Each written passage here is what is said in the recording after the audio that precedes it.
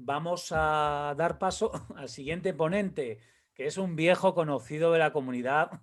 Yo lo conozco hace bastantes años, siempre por tema de eventos, y bueno, la verdad es que al final se ha convertido en un amigo.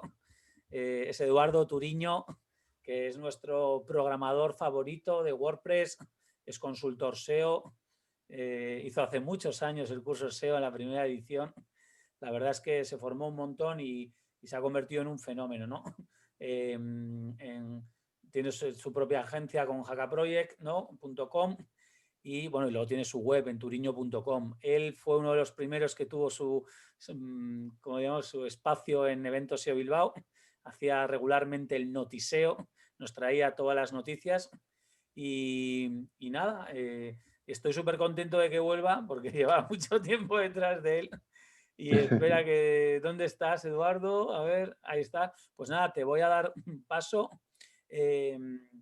Bueno, la verdad es que no sabría, casi te presentas tú. Le llamamos el hacedor de plugins, resuelve marrones, porque siempre que se necesita algo, él te lo convierte en un plugin y nos ha ayudado un montón. Y con ustedes, bueno, Eduardo, pues todo tuyo. Yo te he puesto aquí un pin en pantalla para que, pues nada, cuéntanos qué hay de nuevo, viejo, en esto del Vale. SEO. Vale, ¿se me escucha? Sí, yo creo ¿Se que escucha sí. bien? Vale. Dedos arriba si lo escucháis. Muchas gracias, Jorge, por invitarme y... subo un poco el volumen, a ver. Yo te oigo perfectamente. Vale, Yo se oye muy bien. Vale. vale. Bueno, encantado de estar en el evento y hacer el noticeo otra vez. Ha sido un parón importante, ¿no? A ver si nos ponemos al día. Bueno, hace mucho tiempo, ¿no? No solo por la pandemia y tal. Bueno, Noticeo es una sección que casi abrimos desde las primeras ediciones, ¿no? Y bueno, lo que tratamos es de un poco recopilar las noticias del mundo del SEO, actualizaciones del algoritmo de Google, mejoras o nuevas características que va sacando Google de sus productos, ¿no? Ya sea Analytics, My Business, Search Console, Google Ads, etcétera. También intentamos recopilar eventos, webinars o directos o tutoriales o, en definitiva, material de aprendizaje que va saliendo, ¿no? Mes a mes. Y bueno, en general, herramientas nuevas. También mencionamos a Bing. De vez en cuando mencionamos a Bing, el competidor de Google que, bueno, aquí es casi, no tiene mucha presencia, pero bueno, en Estados Unidos tiene un poco más de, de porcentaje ¿no? de búsquedas.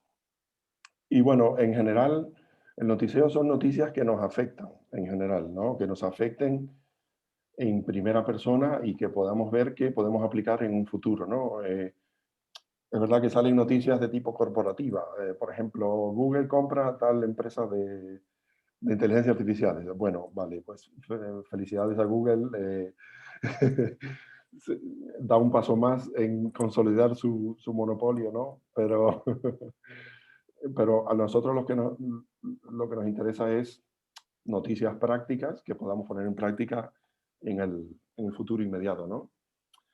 Google Estados Unidos es como el gran laboratorio de Google donde ellos hacen experimentan ahí, ¿no? En primera persona de nuevas características y eso, ¿no? Y entonces es por eso que estamos nosotros aquí como 3 meses por detrás, ¿no?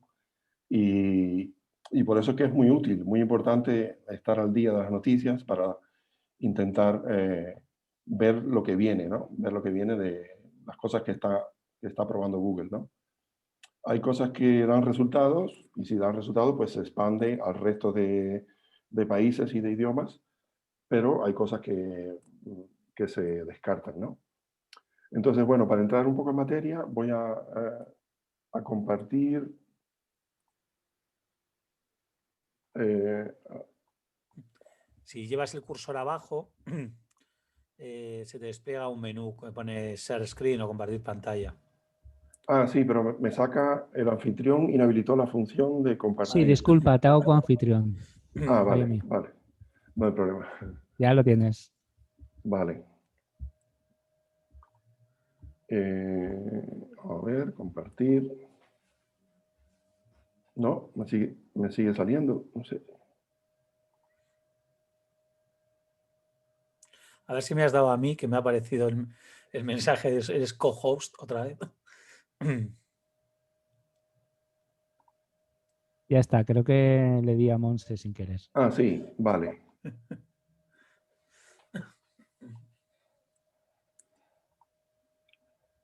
Vale, aquí. Vale, ¿se ve la pantalla ahí? Sí, ¿no? Vale, bueno, pues esta es mi web, turino.com. Aquí está este chaval aquí con aspecto de portero de discoteca, pero con cara amable, ¿no? Bueno, al final del todo, yo lo que suelo hacer es publicar aquí los noticios y otros artículos, ¿no? Bueno, al final está aquí el noticiero de hoy, ¿no? Que correspondería a todo lo que ha pasado en febrero, ¿no? A ver, voy a subir un poquito aquí el zoom. Vale. Bueno, aquí tenéis la URL, ¿no? Noticeo-marzo-2021. Se agradece compartir en Twitter, etc. Bueno, lo primero que solemos hacer es buscar buenas fuentes de información. Por ejemplo, aquí he mencionado algunas, ¿no? Search Engine Roundtable, que es uno de los mejores webs que lleva muchísimos años, hace como 15 años que lleva recopilando noticias. No sé si os suena Barry Schwartz, que viernes tras viernes, desde hace 15 años, hace una recopilación de lo que ha salido durante esa semana, ¿no? Entonces, es uno de los referentes. También el blog oficial de Google Webmaster Central. También Cyrus Shepard, que es un SEO muy bueno, que tuitea cosas muy interesantes. Google Search Liaison, que es como la cuenta oficial o una de las cuentas oficiales de Google Búsqueda. Campamento Web, que es uno de los, que es un SEO, es Emilio García, que también hace resúmenes recopilatorios muy buenos mensuales. Y bueno, el newsletter de Seopatía, que también es una newsletter no spam que hace Steve Castell, que también muy interesante todo lo que recopila, ¿no? Bueno, aquí los artículos en los que me he basado para sacar las noticias y bueno, yo intento dividir por grupo, ¿no? Por producto de Google o algo así, ¿no? Entonces, bueno, entrando en materia, la primera noticia es que Google ha añadido una línea a sus directrices de Google My Business en torno a los espacios de coworking, ¿no? Bueno, básicamente lo que hace es que exige que haya una señalización clara y visible, el nombre del negocio. El negocio tiene que ser capaz de aceptar clientes en ese lugar durante el horario comercial. El negocio debe contar con personal durante el horario comercial. Bueno, es un requisito más para los que tienen su oficina en un coworking. Bueno, aquí está la documentación oficial. No sé de qué manera va a verificar eso, no sé, pero bueno, para tenerlo en cuenta, ¿no? Sobre todo para negocios de SEO local, aquí he añadido ese nuevo requisito, ¿no? La siguiente noticia sería mensajería, habilita Google My Business, habilita mensajería en desktop. Hasta ahora solo podíamos tener una mensajería instantánea con los clientes a través de la aplicación de My Business. Esto más o menos salía así, es decir, en la aplicación de My Business, el apartado de clientes, la pestaña mensajes, aquí teníamos toda la mensajería instantánea con los clientes, ¿no? Y nos sacaba una especie de tiempo de respuesta medio en los últimos 28 días, ¿no? Bueno, esto lo ha ampliado Google, ahora es mucho más cómodo desde el propio escritorio, ¿no? Desde la propia web, ¿no? El escritorio. Ha habilitado un apartado de mensajes bueno, ya no dependemos de un teléfono para poder contestar y, bueno, mucho más cómodo, ¿no? De cara al cliente, o sea, como el cliente lo ve, cuando el cliente busca una ficha de My Business, lo que saca es un apartado de contactar ahora, ¿no?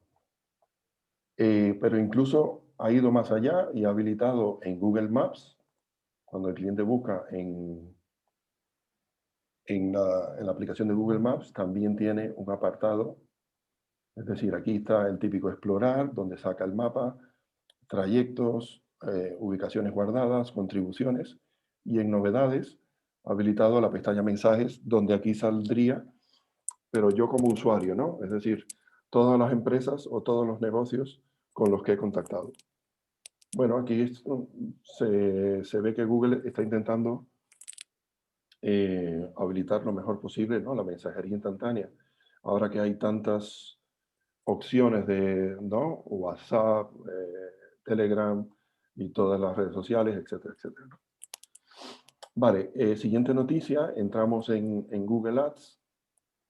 Google Ads, para aquellos que tengan campañas de Google, esta parte es muy, ¿no? Muy útil o es importante porque la extensión de formulario, que también se llama o se suele llamar la extensión de captación de leads o algo así, lo que ha hecho Google es antes se veía así, antes en un anuncio de Google Ads mostraba aquí abajo, a ver que esto es un GIF, y cuando aquí abajo mostraba como el botón para habilitar el formulario, ¿no? de captación de lead, y ahora esto lo elimina. Entonces ya los anuncios parecen como más integrados, parecen como otro anuncio más, ¿no? Ahora se va a aparecer así, es decir, el primero parece, o sea, es igual que el segundo. Lo que pasa es que cuando pinchamos en el titular, en el azul, también va a habilitar el formulario de captación de leads. Antes lo que hacía el titular era ir a la landing page, ¿no? Esto, bueno, esto se ve que es un intento de Google de mejorar las conversiones o mejorar la interacción a través de aquí, ¿no? El usuario siempre va a poder ir a la landing, pero cuando rellene el formulario. O sea, aquí rellena los datos y cuando da submit, cuando envía el formulario, aparece un botón para visitar el sitio, ¿no? Aquí. Vale, la siguiente noticia también es de Google Ads. Google Ads lo que va a hacer a partir de ahora es, en cuanto a la concordancia de frases, se va a ampliar para cubrir el tráfico adicional que normalmente genera la concordancia ampliada modificada. Es decir, yo no soy muy experto de Google Ads, pero yo creo que en la documentación oficial y aquí explica bastante, se explica bastante bien, ¿no? Para las keywords, si tenemos una campaña de servicios de mudanza de Madrid a Barcelona, como está ahora, es que para estas keywords se activan en diferentes modalidades, ¿no? Con concordancia de frase o concordancia amplia modificada. Esta es concordancia de frase. Las concordancias de frase son las que están entre comillas y las amplias modificadas son las que tienen un signo de más, ¿no? ¿Qué va a suceder a partir de ahora? A partir de ahora, estas keywords se habilitan para concordancia actualizada de frase. Sin embargo, la última no, porque la última es de Barcelona a Madrid. Es decir, de alguna manera va a respetar el orden de las palabras en la keyword, ¿no?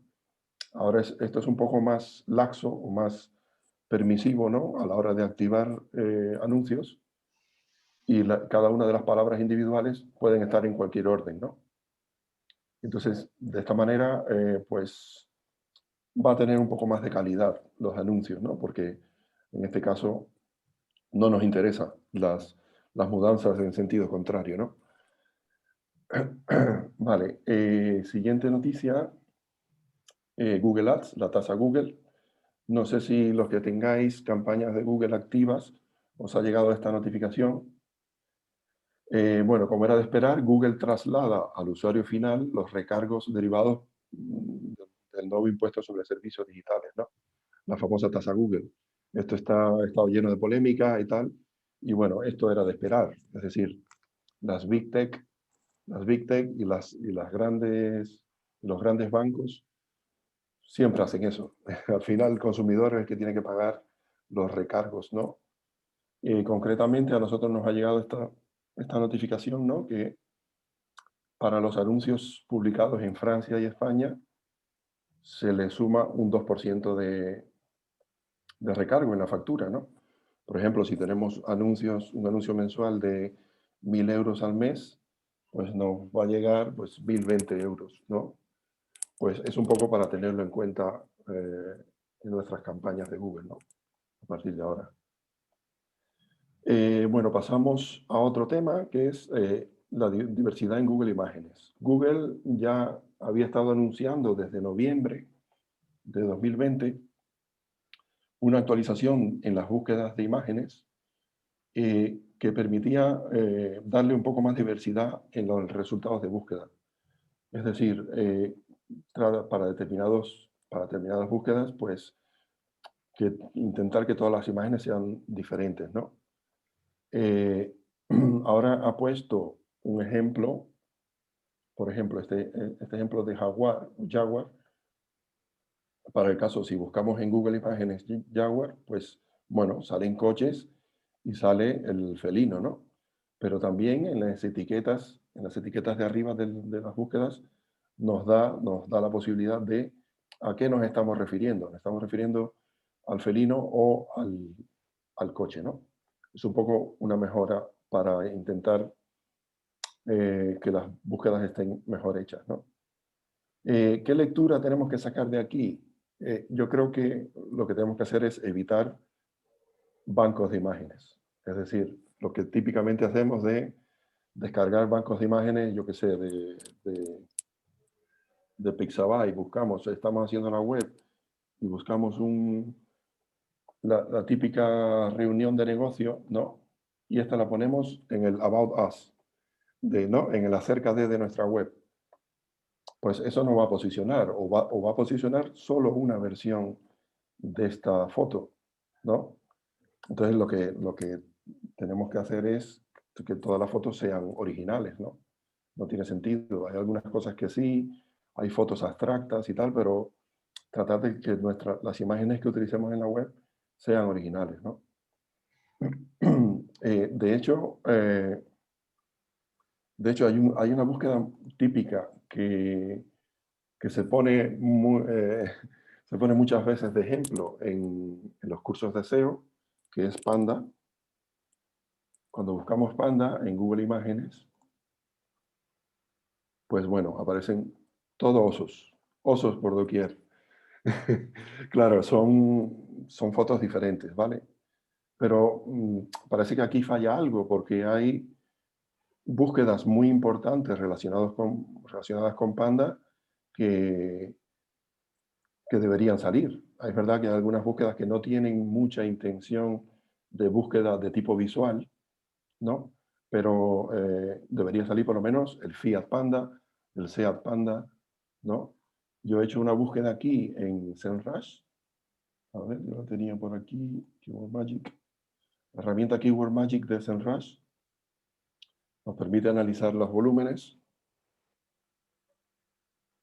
y vemos que, vale, el oso panda es muy buscado, tiene 165.000 búsquedas al mes de media, ¿no? Mensual. Pero también está Panda Helper. Panda Helper es una aplicación para descargarse otras aplicaciones fuera de las App Store o algo así, ¿no? Está el Fiat Panda, 22.000 búsquedas. Está Kung Fu Panda, la película, 14.000 búsquedas. Seat Panda, no sé, Jordan Panda, que es unas zapatillas de Michael Jordan. Panda Antivirus. Entonces aquí por lo menos en la búsqueda debería salir al menos un coche, pero no salen coches, ¿no? Parece que todavía esa actualización en Google España todavía no está bien, ¿no? Pero bueno, al final lo que tenemos que quedarnos es con esto, ¿no? Intentar que las fotos sean originales, porque ahora Google va a descartar todas las fotos idénticas. Vale, siguiente noticia. abrimos una subsección dentro de la sección Notiseo, que es la biblioteca SEO, digamos, ¿no? Bueno, es material de estudio, son cosas interesantes que saca Google en sus cuentas oficiales, ¿no? Vídeos, tutoriales. Y el primero de ellos es un tutorial muy interesante que saca John Mueller, que es uno de los advocates de Google, consejos para optimización de imágenes, ¿no? Bueno, él dice, además de lo típico que sabemos, que las imágenes sean pequeñas, que pongamos el atributo alt, etcétera, etcétera, que tengamos una versión de la imagen para escritorio y otra versión de la imagen para móvil, da unos tips muy interesantes que conviene resaltar, ¿no? Yo he hecho aquí un resumen, aquí lo tenéis para echar un vistazo, eh, pero dice también una cosa que no, que era como una especie de misterio, ¿no? Había un truco SEO, un viejo truco SEO de meter en los datos EXIF de las imágenes cosas como keywords o cosas como, por ejemplo, las coordenadas geográficas de donde se tomó esa foto. Entonces, bueno, John Mueller ha dicho que ya eso Google no lo lee, ¿no? Los metadatos ya no se utilizan para la clasificación, ¿no? Bueno, estos datos EXIF son como metadatos que se pueden editar desde Photoshop, por ejemplo. Bueno, Google no lo utiliza para la clasificación. Parece que el truco ya no, no podemos seguir utilizándolo. Vale, la siguiente noticia en cuanto a aprendizaje SEO o conocimiento SEO es una web muy buena, muy completa que saca Aleida Solís, que es experta en SEO internacional. Es uno de los mejores compendios de material de aprendizaje. Ella ha sacado una especie de diagrama de cómo ir aprendiendo el SEO. A ver, voy a intentar que se vea más grande. Vale. Y más o menos lo divide por bloques. Lo básico del SEO, introducción, keyword research, optimización de contenido, optimización técnica. Luego pasa a algo más especializado, ¿no? Imágenes, SEO para vídeo, SEO para móvil. Luego pasa al SEO como proceso, es decir, vender el SEO como servicio, vender el SEO como una campaña SEO como tal, ¿no? Ahí estaría auditoría SEO, estrategia, objetivos, reporting, de administración o gestión. Luego pasa también a otro tipo de especialización, automatización, etcétera, ¿no? Buenísima esta web y como está online es dinámica, es decir, actualiza cada cierto tiempo. Yo he intentado sacar aquí cada uno de los bloques para que veáis de lo que trata cada bloque, ¿no? Pero la web es learningseo.io, ¿no? Ya va por la versión 4. Ya va por la versión 4 y entonces, bueno, tiene aquí la parte de abajo, más o menos de forma interactiva, ¿no? Cada uno de los bloques de arriba. Es decir, aprender SEO, profundizar en el SEO, ejecutar un proceso SEO, ¿no? Es verdad que mucha de la documentación está en inglés. Eso es algo que nos tenemos que acostumbrar porque es así. Pero sí, la documentación oficial de Google sí está en castellano. Por ejemplo, aquí, guía para principiantes de Google. Esta es una muy buena guía de Google que, bueno, tiene sus apartados y tal, y está en castellano y es muy buena. Pero bueno, está bastante bien, ¿no? Segmentado por disciplina, digamos, dentro del SEO.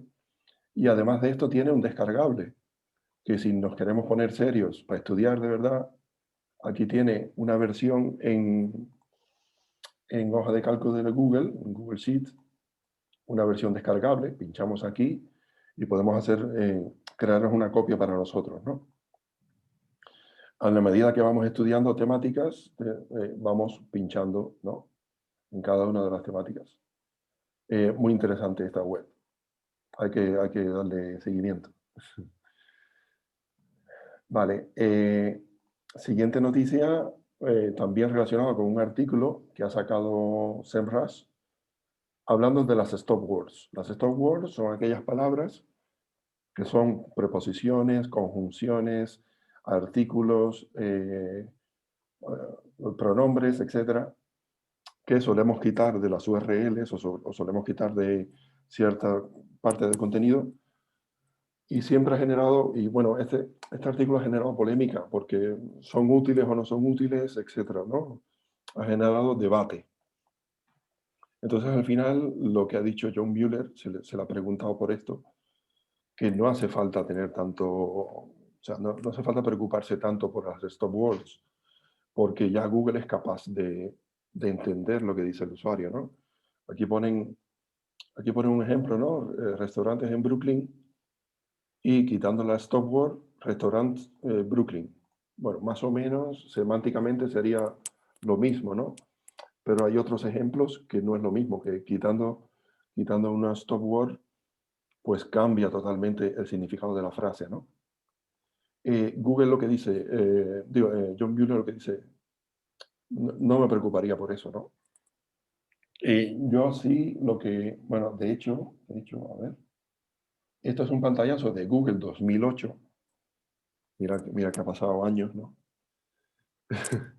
Aquí sale Google, el cuadro de búsqueda de Google 2008.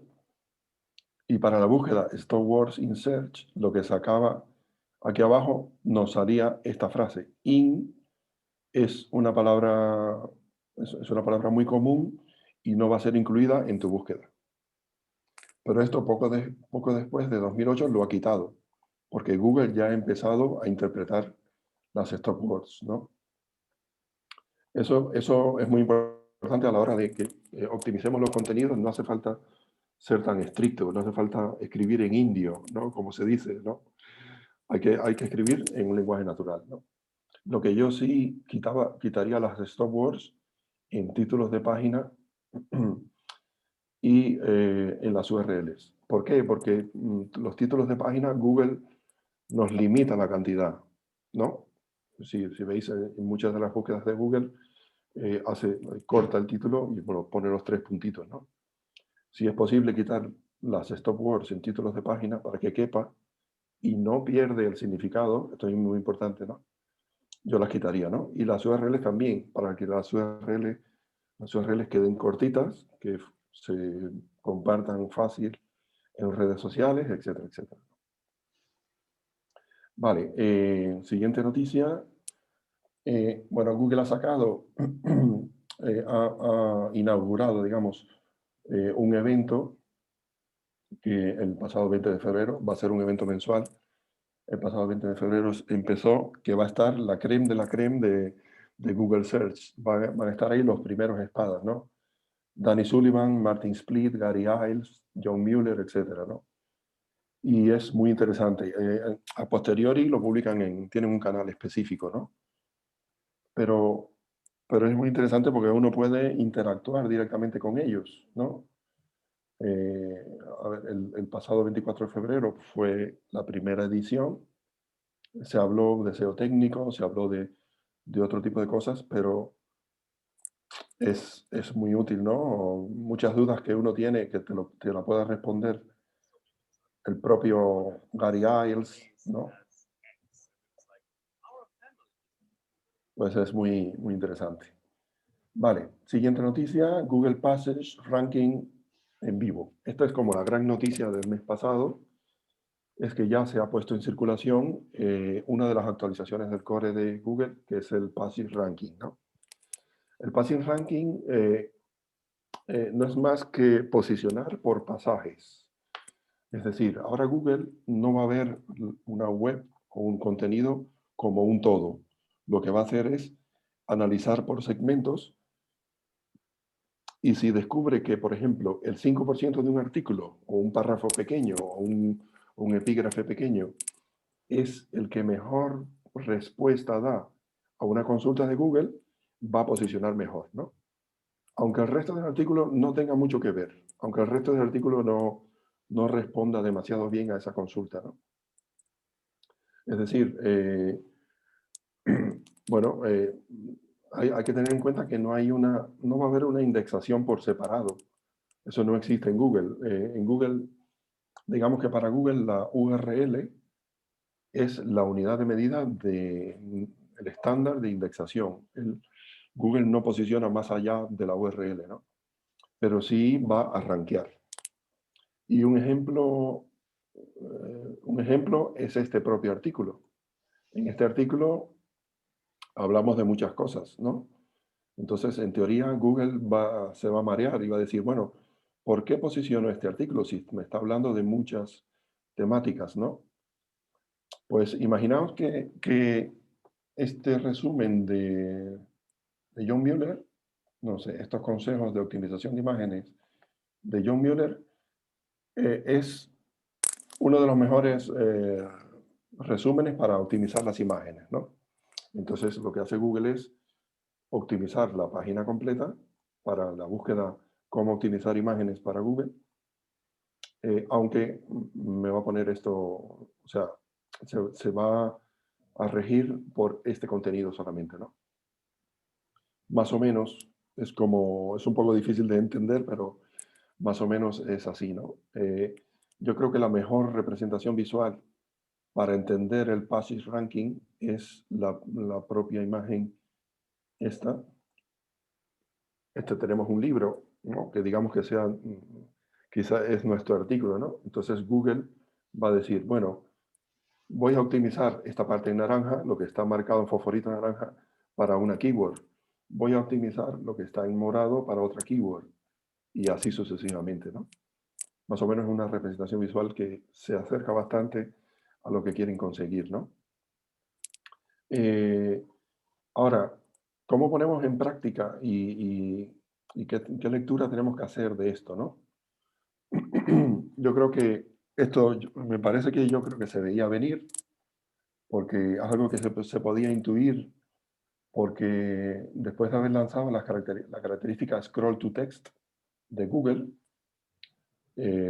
para determinadas búsquedas el texto en cuestión se enmarca en amarillo. No sé si habéis visto ese ejemplo. Por ejemplo, voy a hacer una búsqueda de algo que yo padezco cuando hablo mucho, que es la garganta.